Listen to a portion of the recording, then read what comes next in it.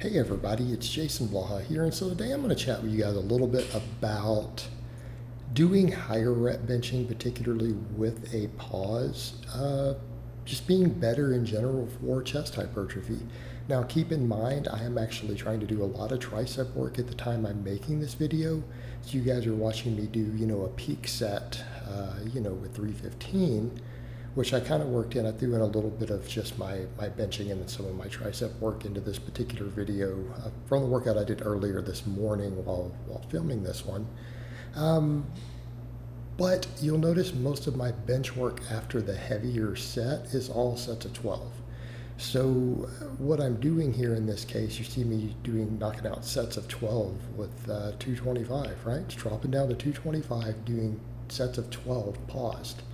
And then of course I do a bunch of tricep work afterwards, and a lot of that's, a little bit higher rep. So here's a topic that comes up with the benching. And I'm not saying that higher reps are always better for hypertrophy. I don't want it to come across that way, because that's not universally true. There's a lot of nuance to that, okay? It's a lot of nuance as far as different stimulus to fatigue. There's a lot going on there, and there's a lot to be said for increased mechanical tension.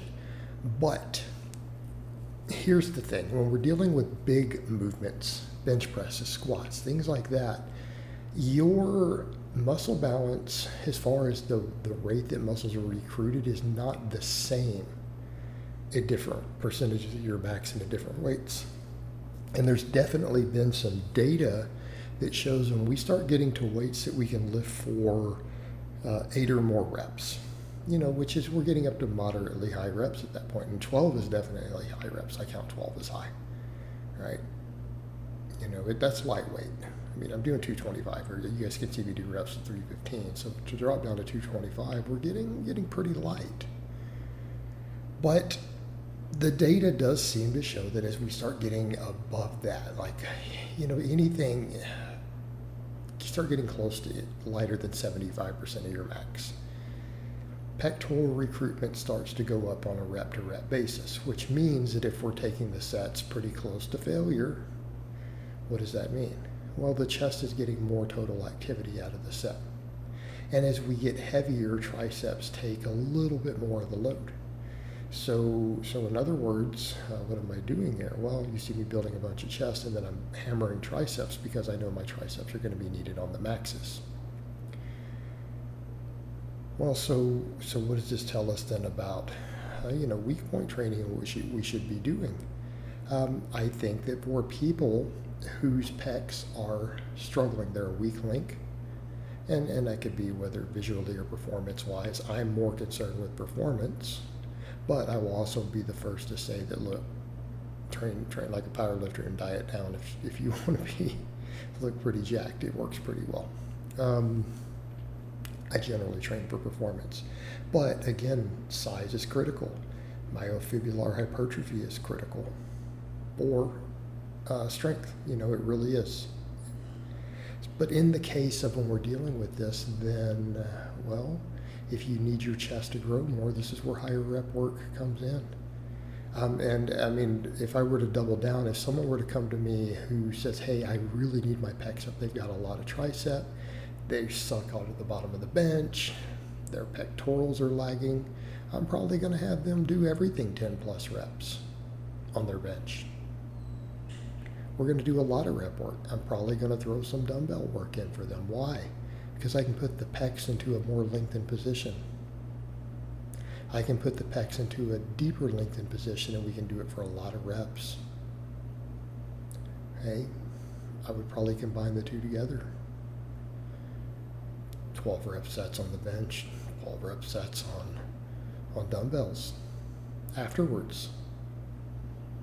Okay, that's going to give them the chest that they need. Now, I could almost make the case, because for me, I know I need more tricep. I could probably be doing heavier benching to go with my tricep work. And that's not a bad approach for someone who needs a lot of tricep. It's not just about changing the grip width. Yes, going in a little closer can help with triceps, of course. That seems to be less true for really strong advanced lifters, though.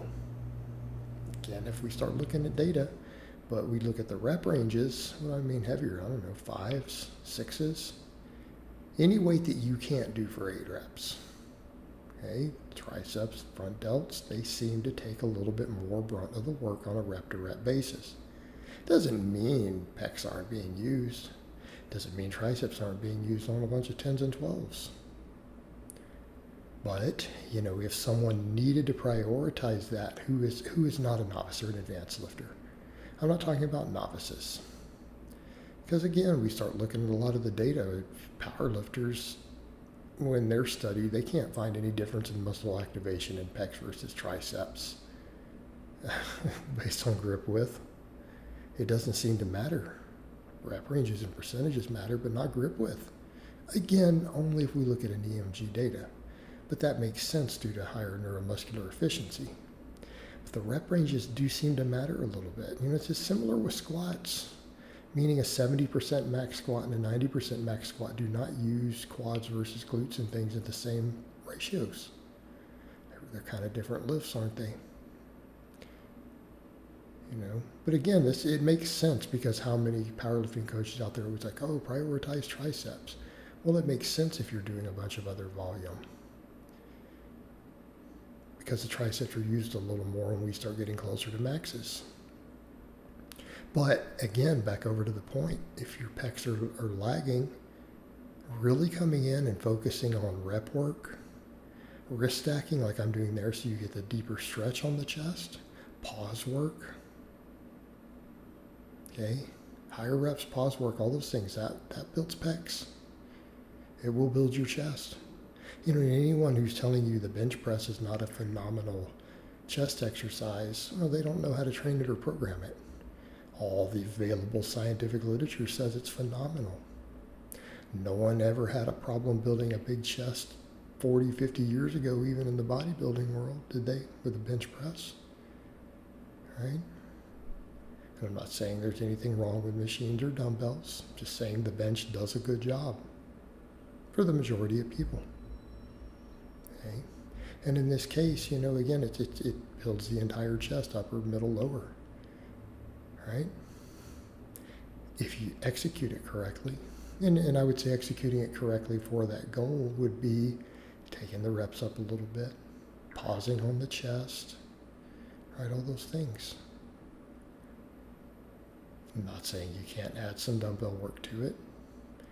That's a really effective method. Back over to my other point. That's a very effective method. Do barbell work and then dumbbell work after to finish it off. Yeah, that will certainly do a hell of a job. All right, guys, but that's really all I have to say on that today. I hope it's been informative, and I will talk to you guys next time.